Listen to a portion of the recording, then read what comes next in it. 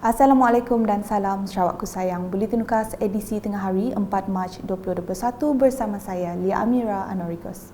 Tumpuan berita, Kerajaan Sarawak melalui Kementerian Pelancongan Kesenian dan Kebudayaan telah melancarkan pakej insentif baharu Sarawak, Tribe Homegrown Incentivized Package for Sarawak-based Associations and Corporate Organisations dan video norma baharu bagi penganjur acara perniagaan dan rakan kongsi di Sarawak.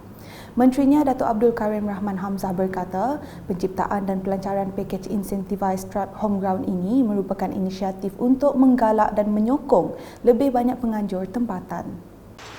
Sarawakian organisers are important. Over the years, for the convention and exhibition segment, we have seen local business events grow into internationally recognized events that attract people and attention worldwide.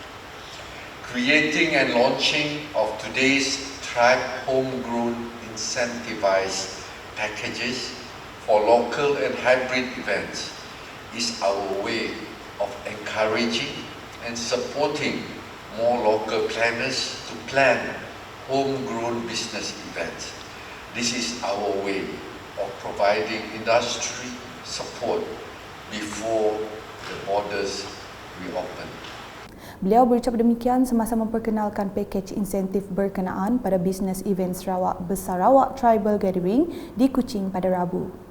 Jelas beliau pakej insentif tersebut diperkenalkan bagi menggalakkan lebih ramai penganjur tampil menganjurkan acara di Sarawak. Sementara itu, Datuk Abdul Karim mendedahkan Sarawak mencatatkan rekod sebanyak 95 acara perniagaan dalam pencapaian Indeks Prestasi Utama KPI 2020 berjumlah RM208.8 juta. We are estimating at least 25,346 delegates coming to Sarawak with 81,437 delegate days in total. This is worth an estimated ringgit Malaysia 112.9 million in direct delegate expenditure, with at least ringgit Malaysia 12.5 million in tax revenue and 16,346 job placement in the pipeline. Dalam majlis itu juga, beliau memberitahu kementeriannya sedang menghidupkan semula pakej insentif kebangsaan dan antarabangsa bagi memberi sokongan yang lebih baik untuk acara hybrid dan memenuhi keperluan penganjur. Menyedari kekangan akibat situasi semasa, beliau menggesa agar perniagaan hybrid dan tempatan untuk aktif memainkan peranan bagi membantu memulakan atau memulihkan industri berkenaan. Berita seterusnya, sebanyak 97 cek bagi peruntukan projek kecil luar bandar MRP berjumlah 1.2 juta ringgit diserahkan kepada 58 kampung di kawasan Dewan Undangan Negeri Dun Opar pada Rabu. Penyerahan cek MRP itu disempurnakan oleh Menteri Pendidikan, Sains dan Penyelidikan Teknologi Sarawak, Datuk Amar Michael Manyinjawong di Lundu. Dalam ucapan ringkasnya, beliau memberitahu pengagihan peruntukan MRP itu sememangnya ditunggu-tunggu oleh penduduk di kawasan Dun Opar. Menurutnya, peruntukan tersebut sepatutnya disalurkan menerusi wakil rakyat Dun Opar, namun beliau bukan dalam kem kerajaan lagi. And we hope that we will get another 1 million or 2 million for this year or beginning of this year. So ini maknanya walaupun kawasan ini sudah di bawah opposition, Ali Muhammadnya sudah menyertai parti opposition, tetapi kerajaan negeri Sarawak masih memberi MRP. Dalam masa sama, beliau menasihatkan agar masyarakat di kawasan berkenaan untuk mendaftar diri bagi mendapatkan vaksin COVID-19 menerusi aplikasi MySejahtera. So that please jangan ragu-ragu, because they have been tested throughout the world. There is no serious side effect. So everybody should come forward and register and get ready to be vaccinated.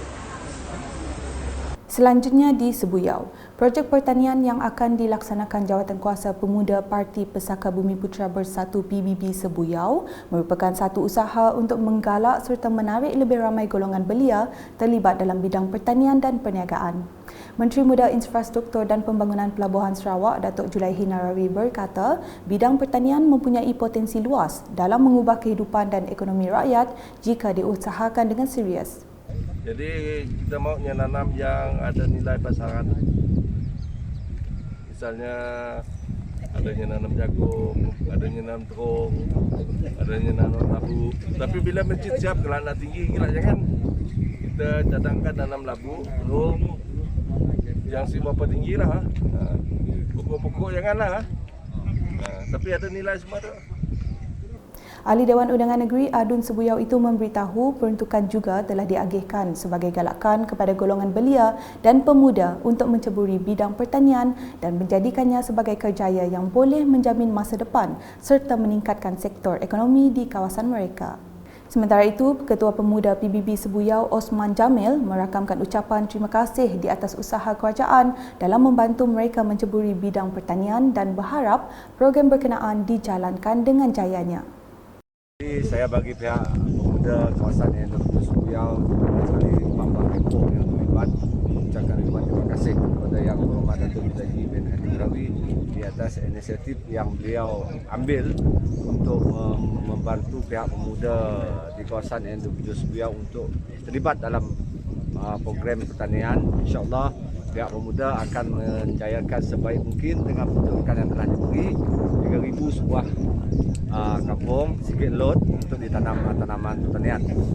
Manakala di Pakan, Ahli Dewan Undangan Negeri Adun Pakan Tan Sri William Mawan Ikom telah melakukan pemeriksaan akhir projek bina baru bumbung pejalan kaki SK Sungai Sugai yang telah siap sepenuhnya pada Rabu.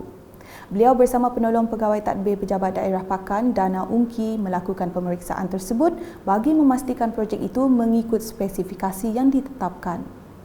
Pada lawatan itu, Tan Sri William Mawan telah menyerahkan surat tapak projek kepada Guru Besar SK Sungai Sugai. Terdahulu, beliau menyerahkan sumbangan pelitup muka, alat pengimbas suhu dan pencuci tangan kepada 20 buah sekolah di Dun Pakan.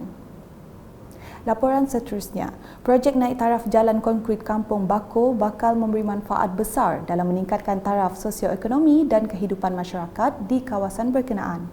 Ahli Dewan Undangan Negeri Adun Demak Laut Dr. Hazlan Abang Hibni berkata, selain menyediakan keselesaan kepada masyarakat, jalan selebar 4.5 meter itu juga akan memudahkan masyarakat setempat membawa hasil pertanian dan perikanan untuk dipasarkan. Bercakap ketika ditemui selepas menyaksikan penyerahan tapak projek itu pada Selasa, Dr. Hazlan berkata projek yang bernilai 5.38 juta ringgit itu telah mendapat kelulusan daripada Ketua Menteri, Datuk Patinggi Dr. Abang Abdul Rahman Zohari Tun Datuk Abang Openg dan Kerajaan Gabungan Parti Sarawak GPS.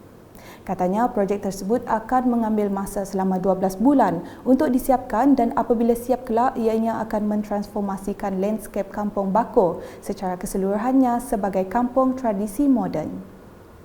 Sekian edisi Tengah Hari bersama saya Lia Amira dan kru penerbitan.